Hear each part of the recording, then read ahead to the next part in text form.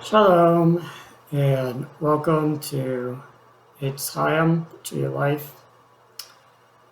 This week's parsha is Beshalach, concerning the splitting of the sea reeds.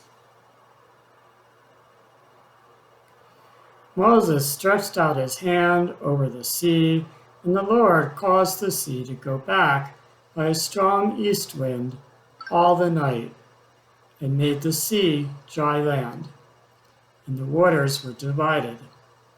And the children of Israel went into the midst of the sea upon the dry ground, and the waters were a wall unto them on their right hand and on their left.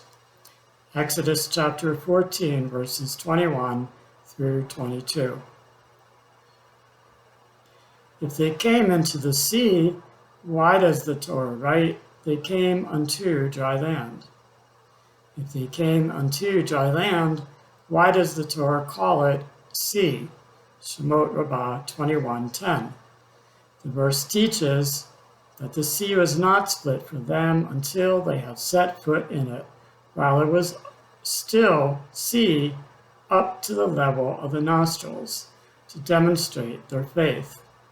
Immediately after they had done this, the sea was converted to dry land. It's explained by Rabbeinu Bachya in his commentary on Exodus 14, verse 22. The Midrashim are not always meant to be taken literally, rather to make a point. Perhaps one inference to be drawn from this particular Midrash concerns the nature of Emunah, faith.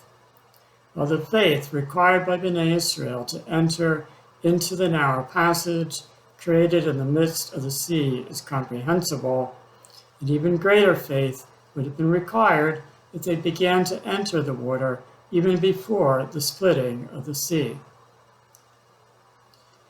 The nature of faith is not only an abstract quality of belief per se in something that is unseen. True emunah is to actually believe in what one cannot see beyond speculation, as if it exists in actuality and has an influence in a person's life. Therefore, while many people claim to have a belief in God only in tandem to the day-to-day challenges, does that belief become more of an actuality? Belief in God is more than an intellectual exercise in speculation, in order to compel us to have a reference point, usually somewhere in heaven, to direct our prayers towards in times of need.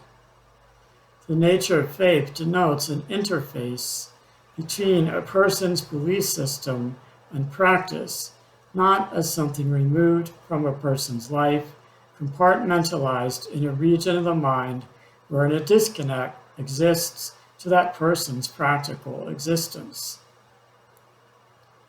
But the seer reads the Almighty's presence within the pillar of fire and the pillar of cloud were manifestations of his actual existence. Additionally, the splitting of the sea served as a sign of his power, not only to the children of Israel, also to the rest of the world at that time.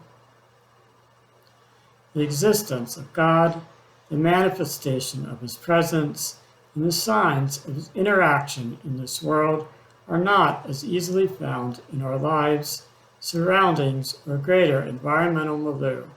Instead, emunah, faith, requires a profound degree of awareness. The Lord is my strength and song, and he has become my salvation. This is my God, and I will glorify him, my Father's God, and I will exalt him. Exodus chapter 15, verse 2.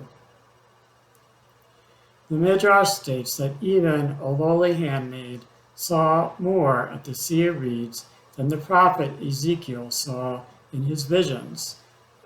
See Ezekiel chapter 1. In other words, she was able to perceive more in regard to Hashem because of her actual experience where God's intervention was clear. the Midrash emphasizes the importance of seeing God's direct interaction in our lives. This type of interaction is referred to as hashgacha paratus, God's guidance over the life of every individual on earth, even on a personal level.